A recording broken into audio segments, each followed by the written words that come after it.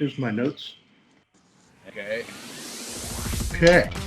All right. So where do you want to start? So I'm looking at a couple things. I'm looking at that article about the Georgia Senate races. I'm looking at data from the CDC on COVID, Right. particularly as it pertains to the states. And then we're also looking at mass incarceration numbers. What's your pleasure? Let's start right up with the COVID thing. Let's get on with it, man.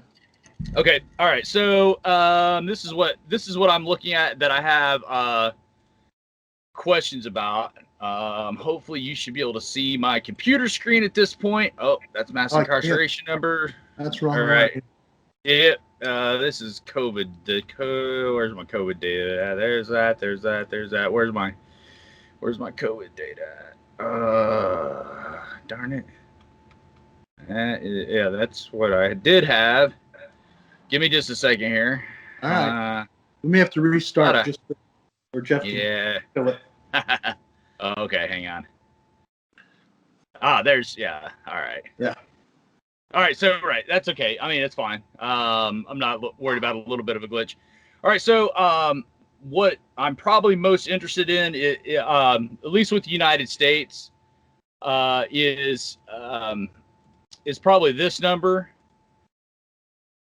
So so total deaths, by date. So it kind of tracks it. So you kind of see these dates here, and they're a little bit out of order. But what I'm looking at is total deaths as the days go by. So right here, Texas on the 19th of December had the highest number of deaths. They also had the highest number of deaths on the 18th, and then they were overtaken by New York City on the 19th as well. So they had two data points there, obviously, both on the 19th. Does that make sense? Yeah, but let's do it a little different way. Let's look at the whole, and then we can drill down. How's that? Because if we look at the whole, I mean, the milestone we crossed was 330,000 dead, right? And we've got 330 million people. So that means, it's always weird when you do it by percentages and all that. So let's just break it down. If you got 330 million people, 330,000 deaths, that means 1 in 1,000 United States citizens have died of COVID. 1 in 1,000. Now that's huge. That's 100 people out of 100,000. Right, that's running about the middle of the road with Western Europe and whatnot. Nope. You said whatnot, so I'll correct you a little bit there. It's running about the middle of the road for Western Europe because Italy's quite a bit higher. They're up around 130 per 100K. Some of the other ones, like Germany's only down to about 40 per 100K.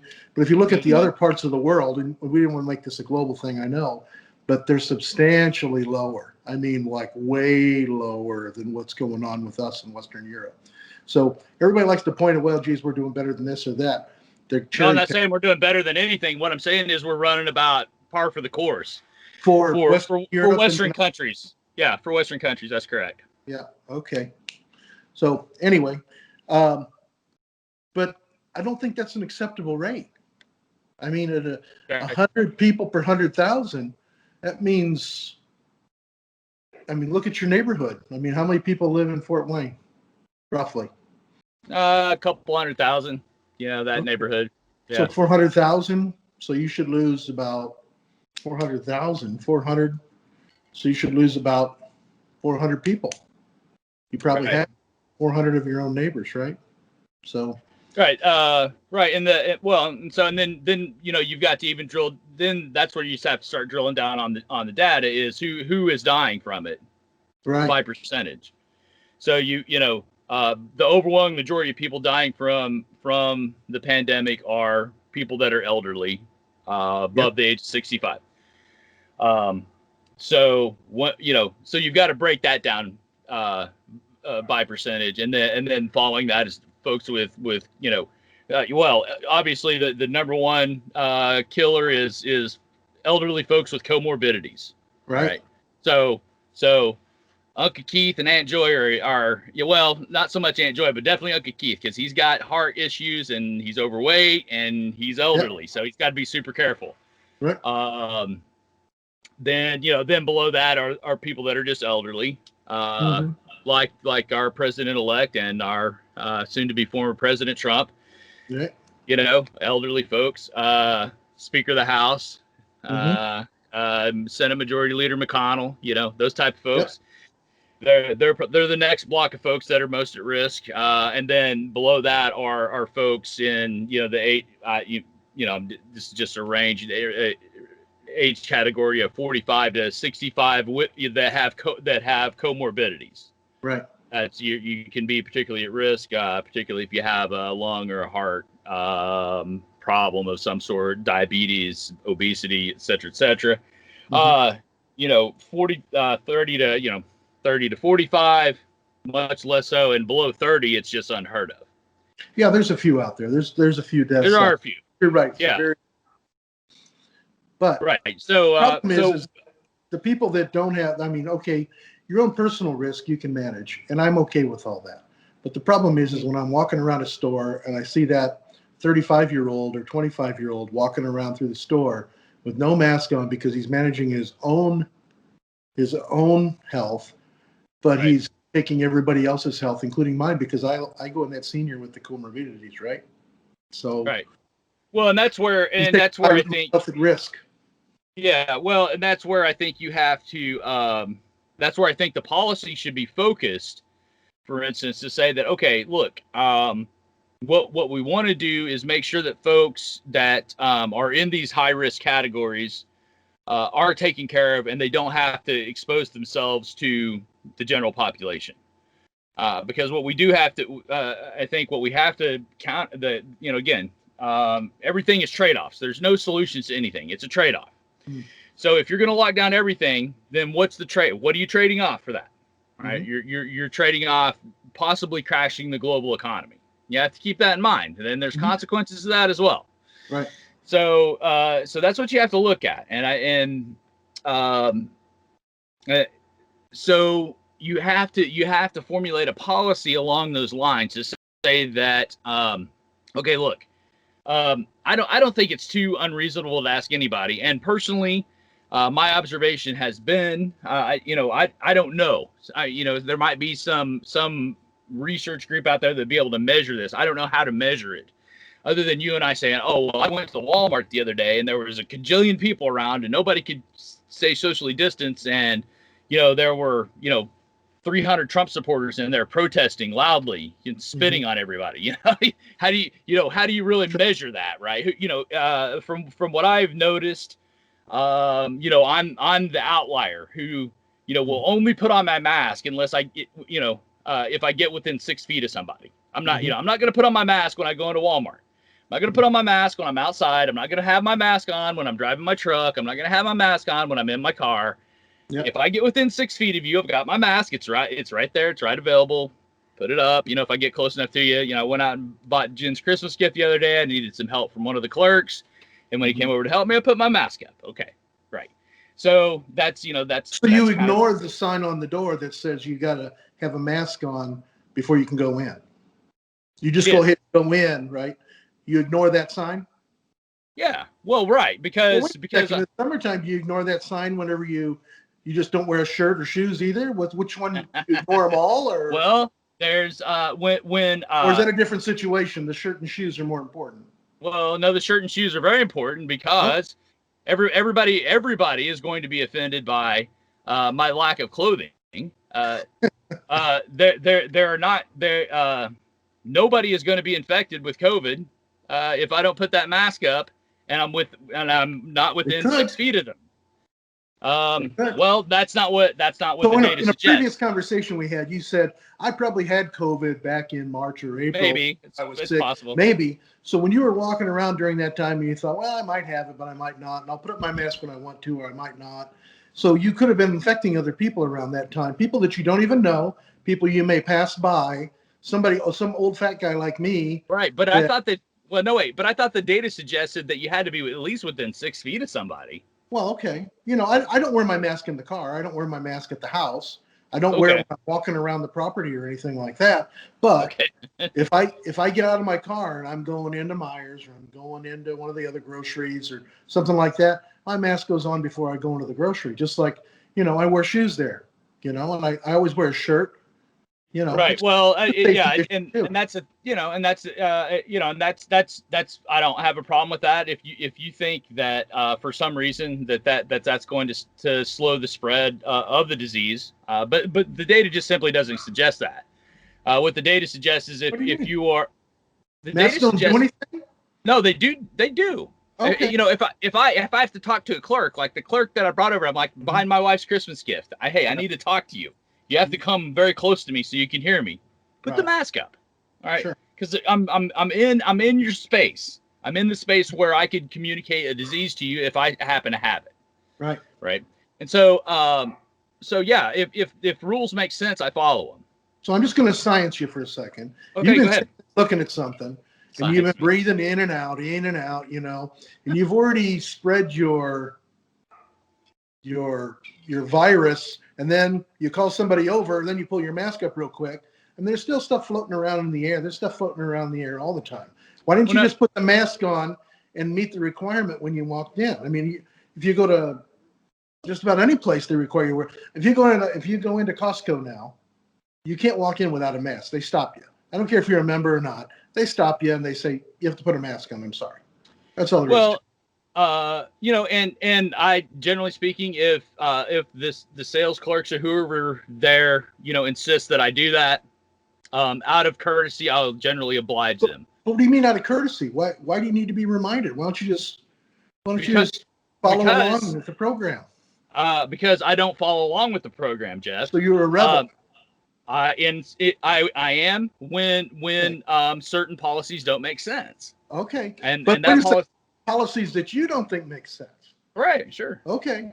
But the policy of the company, they made the policy because they thought it sure, made sense. And if they okay. want your business and you want to do business with them, you should follow their policy. Sure. Yeah, Right? that's true. And that's the thing is I have well, I don't think I've ever walked out of a place, but I've asked somebody, I'm like, and what are you going to do if I don't put my mask on? Mm-hmm. Yeah, and maybe just teasing them a little bit. But Sure. you see the fear in their eyes a little bit. Well, they Like, don't want to have the confrontation because of course there's not. people Right. like you that want to make a confrontation. Right. No, I don't really want a confrontation. Okay. But the thing of it is I think what people what a very basic precept that our country is founded on is that individuals are smart enough to make their own decisions for themselves without being overregulated. I Uh, like that. I like that a lot. But you said making decisions for themselves, yeah, not making decisions for other people.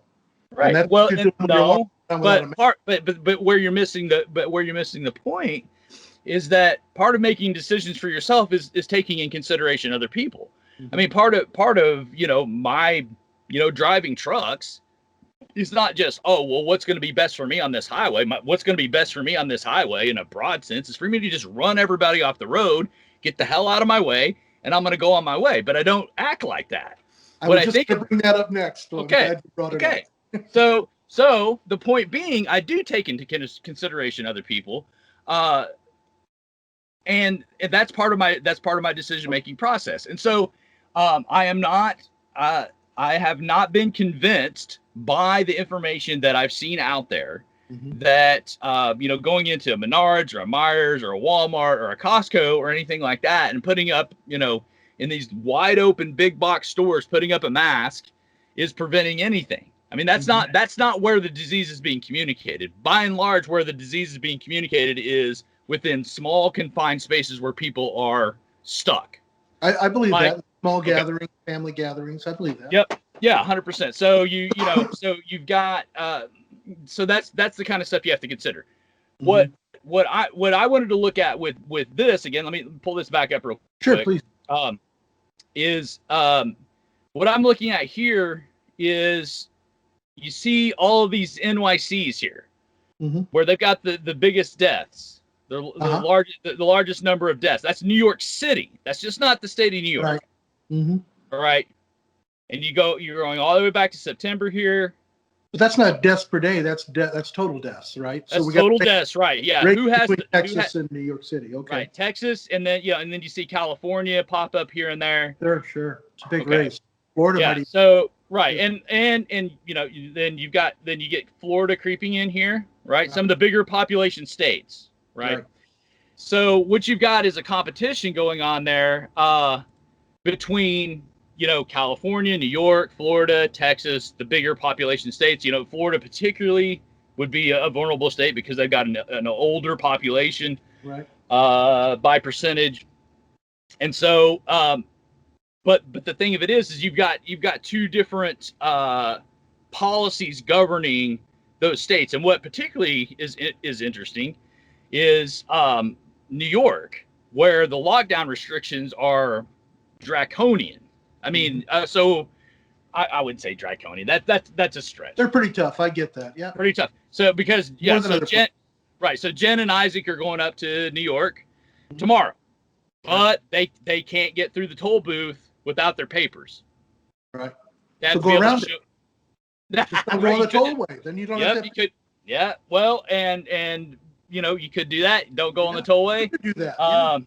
And if you get pulled over and you have out of state tags, they want to see your papers. They want to see that they want to see that you tested negative. Okay. So what I'm wondering here is, so we're talking, all right. So what's the solution, right?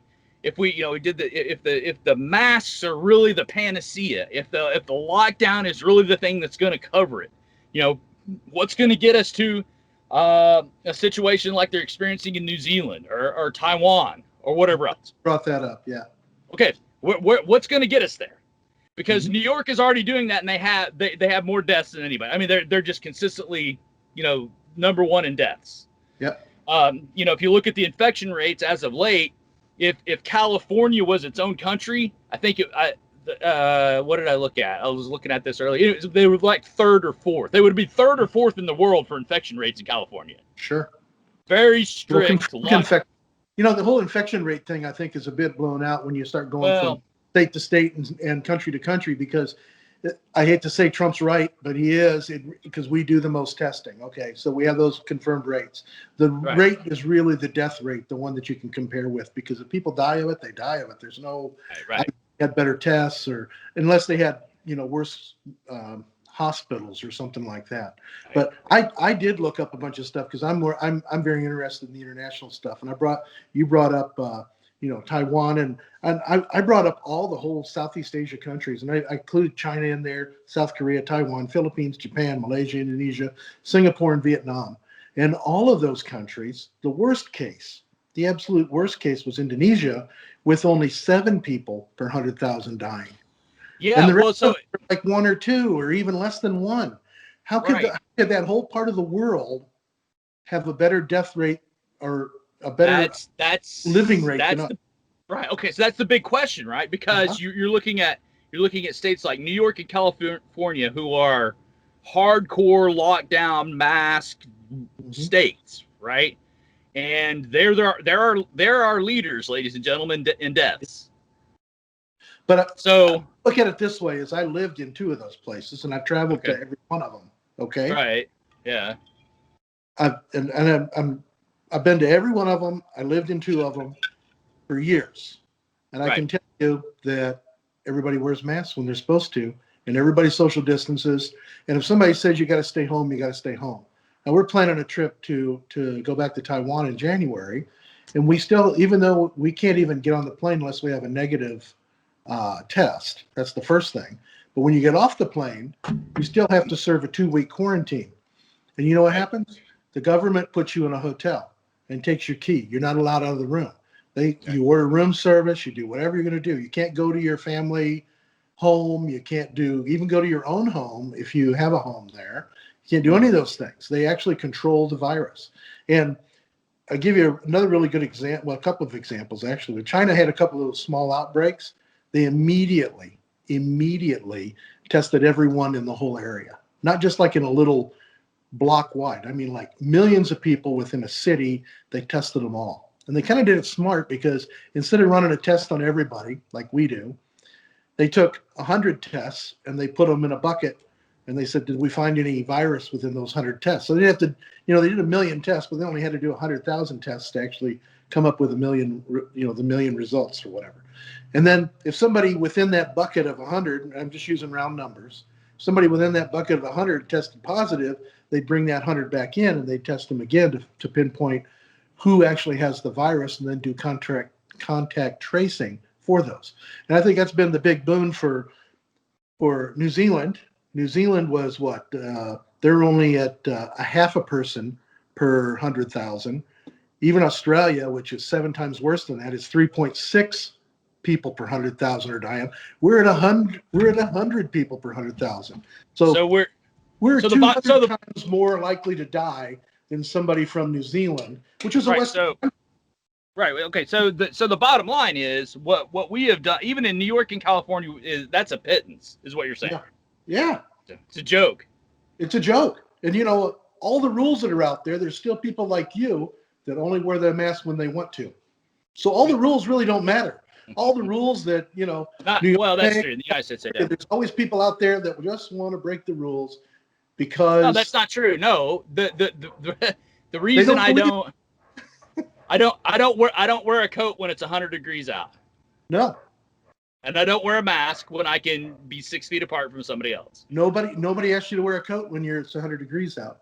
Okay, but at the same time, the science suggests that there's no reason for me to wear a mask in an open space when I'm 6 feet apart from somebody else. Okay. Yeah. So there you go. What? Why don't you go a little extra? Why don't you look at it as instead of 6 feet, let's make sure I do something better. Let's say instead of like in pollution, if it's got 50 parts per million, why don't we do our scrubber so it only does 5 parts per million because it's better? Why instead of 6 feet, why don't you do 60 feet? If I'm within 60 feet of somebody, I'll have a mask on.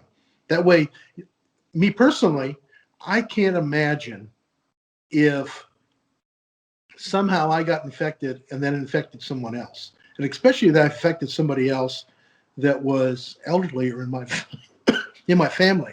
I can't imagine the heartache I would feel about that. I understand that. Okay, so that's and that's a personal decision. All right. Yeah. So again, it's not that I'm even necessarily more risk adverse. I'm just looking at the information and I'm saying, this is what the information is telling me. Okay. 6 feet, I'm good. All right. If I got to get within 6 feet of somebody, I should put the mask on. So you've done your part. But I've done my part. Is we got all those rules all the way around the country. You pointed out New York and California. Obviously, those rules aren't working, and somebody else's rules are working a lot better in other countries. Even Scandinavia, Finland, Norway, Sweden, and Denmark.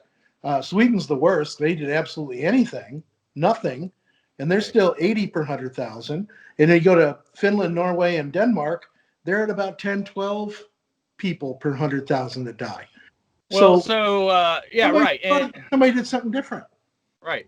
Well, the thing of it is, what you have to think about in that situation is, okay, so a couple things. Causation doesn't necessarily, correlation doesn't result in causation.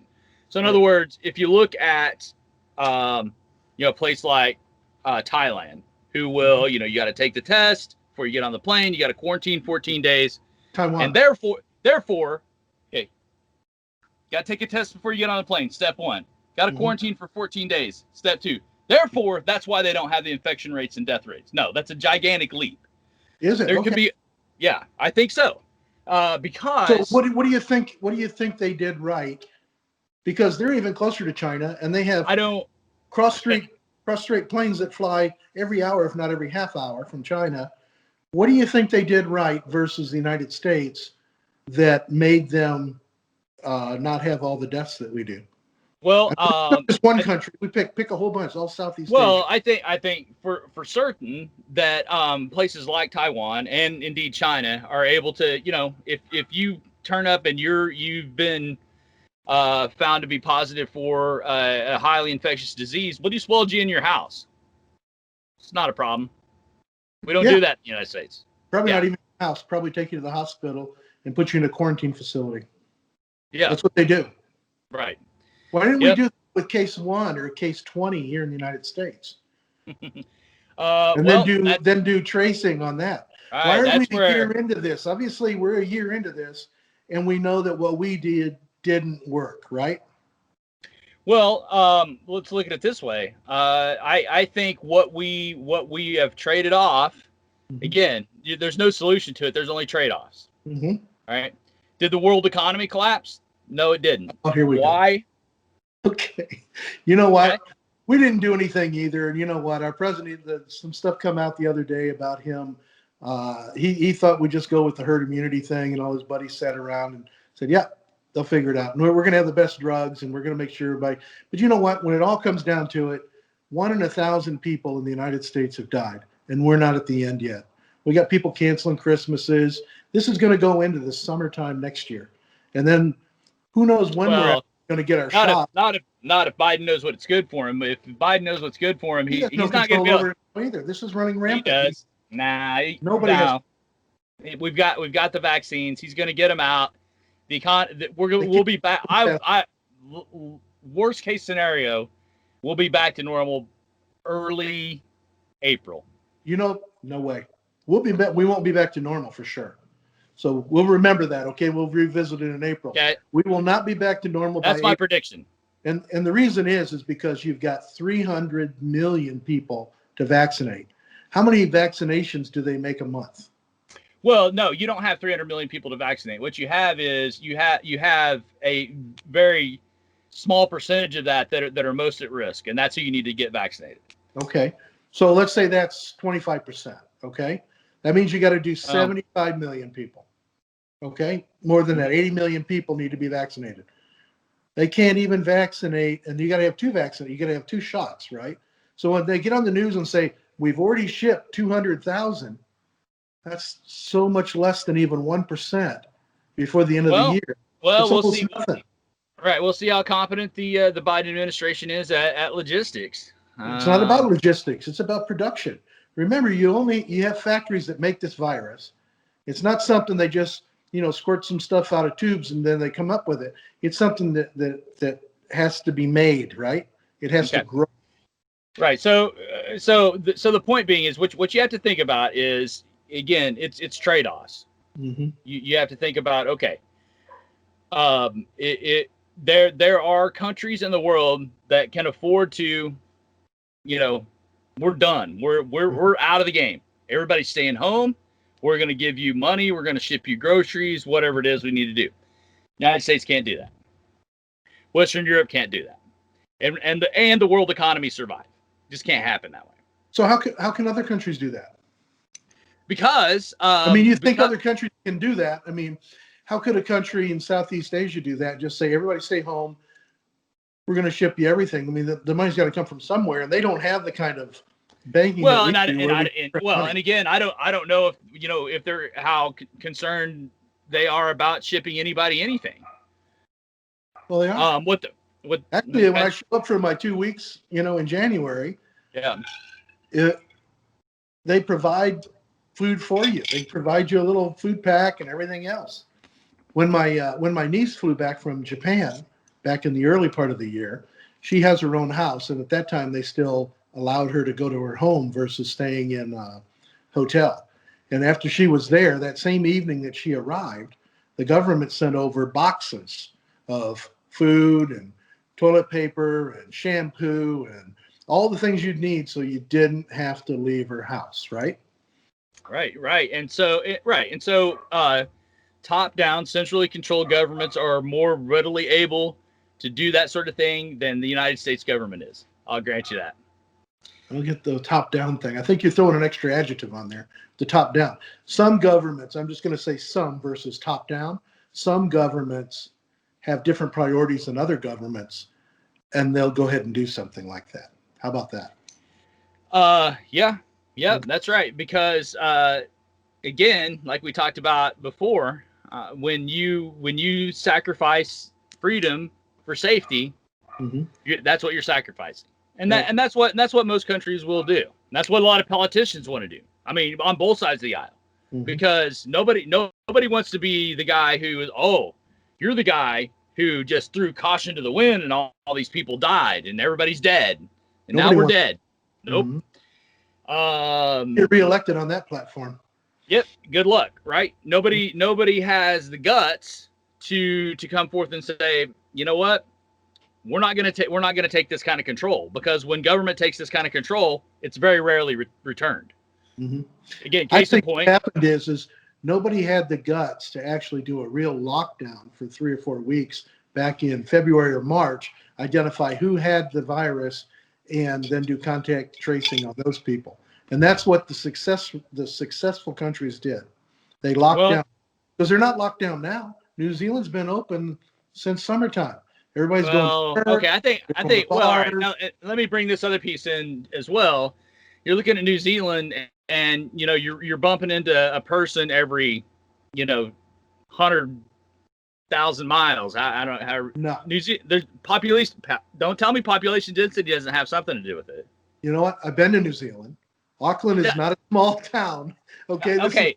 But compared to New York. Okay, Auckland is Cincinnati with a couple of million people live in it. Okay. Right, and so is Indianapolis, and Indianapolis is just fine. Okay. We've been great. We're top notch. You guys are whole Indiana as a state is in pretty rough shape right now. Yeah. You guys are on par with on your deaths is on par with Texas even. No, I'm not. I don't. We don't pop up in that chart at all. Sure, you do. That website you got. If you put the map part of it up, it is all color coded and everything. You'll see that you're the same color as Texas, and even the same color as California. And they're not the worst states. The worst states that have the worst deaths per 100,000 right now, or which shocked me, was like North Dakota, South Dakota, Kansas, Nebraska, and then southern states, right? And you only have to have one person to die up there for that to happen, right? Well, yeah, no, you got to have 100 because it's 100 per 100,000. Here's my bottom line: is okay. What you're proposing is. Hang on one second though, but that's what you were saying. In North Dakota, you got all this space, like you were talking about. New Zealand, you got all this space. There is no big city with 2 million people in it in North Dakota, but yet they're still dying. Okay, so they're bumping into each other somehow, out on the farm, going to the feed store, showing up in Bismarck, which isn't a tiny town. I mean, I don't know what the population is. I got to imagine it's at least 100,000 people. 200,000, but yeah. So here is my assessment of the situation. We made the proper trade-offs. Does it suck? Sucks. Yeah. Could we have prevented some deaths? Yeah, but at what cost? Okay. Well, that's I see your shirt. I see your shirt. Right.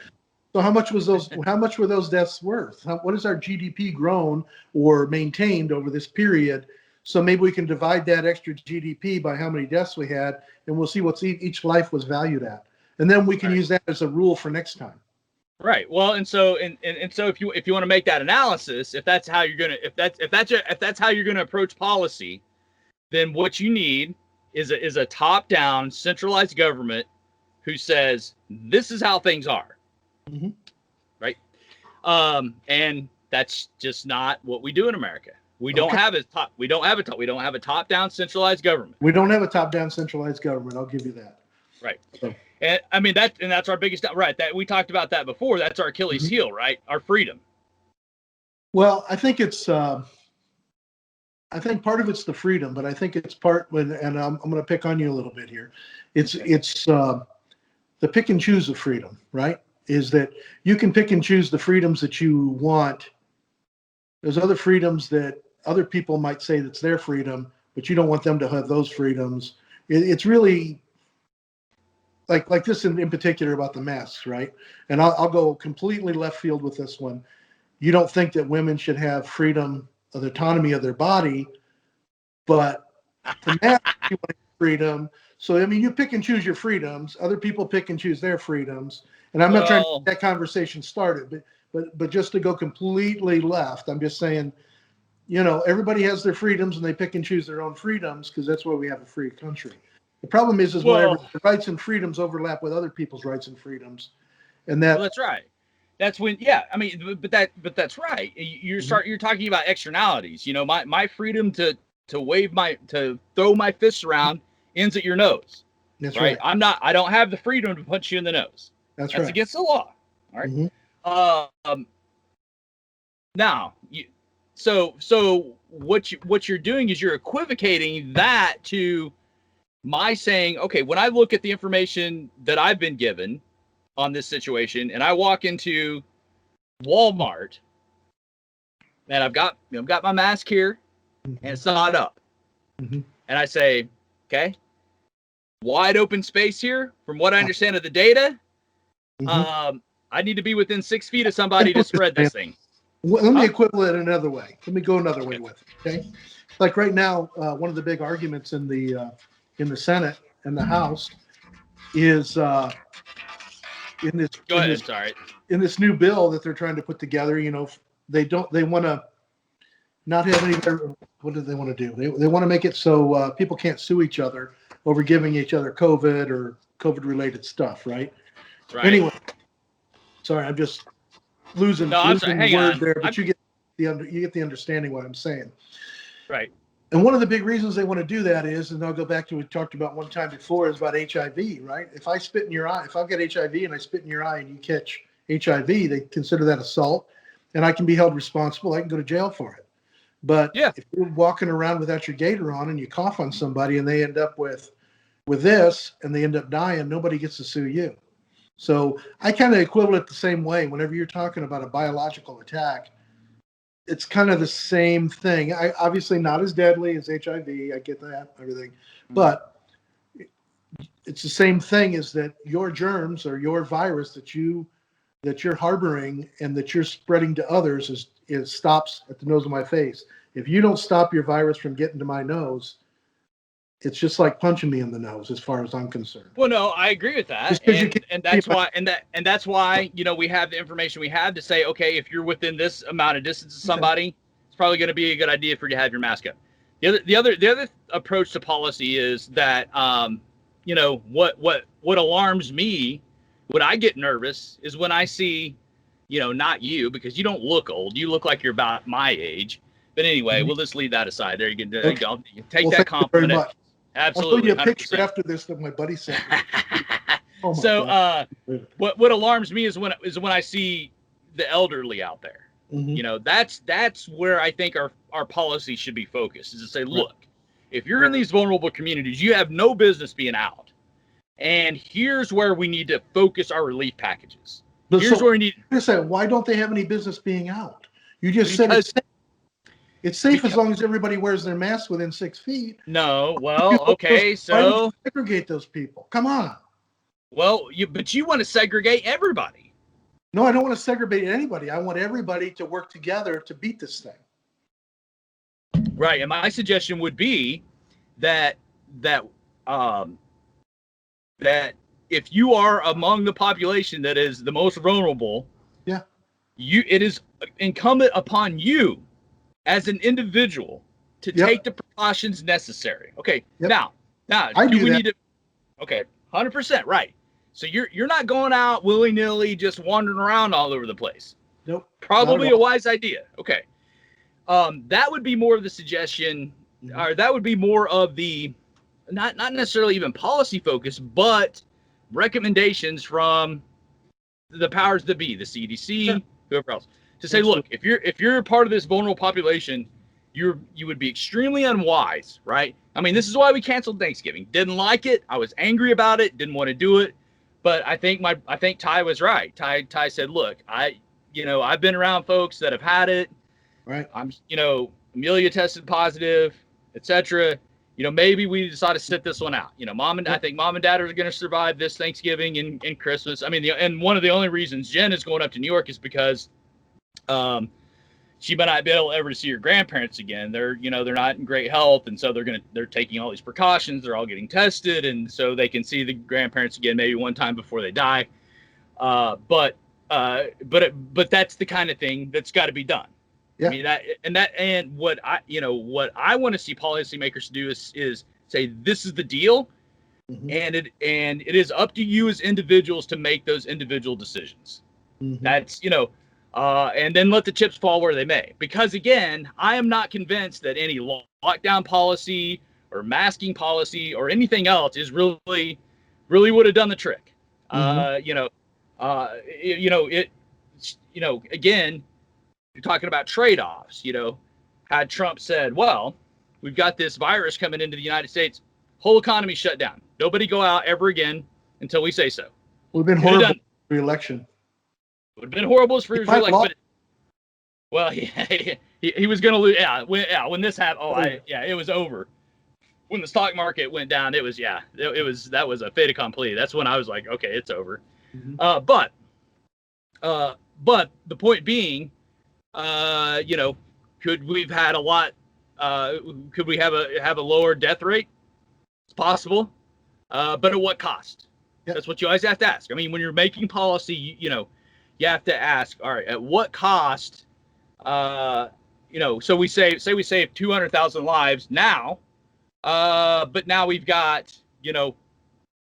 100 million people who don't have work for any foreseeable You have to future. put a dollar amount on. I've done this, and we talked about. Well, it's not even no. It's not what you have to remember. It's not even just a dollar amount. It's not a prosperity thing.